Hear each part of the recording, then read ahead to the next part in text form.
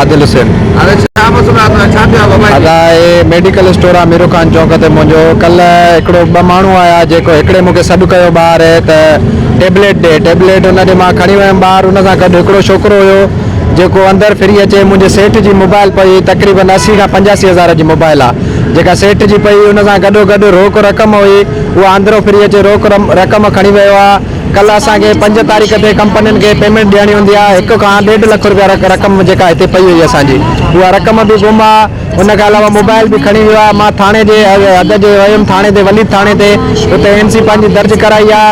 ऐं उन खां अलावा मीरू खान चौक ते जेका पुलिस चौकी आहे शुरूआत में मां पुलिस चौकी ते वियुमि त चौकी ते को बि पुलिस अमलदार न को इंचार्ज हुयो न को अमलदार हुयो। 1 ते कॉल कई 1 ते बि कोई न आयो।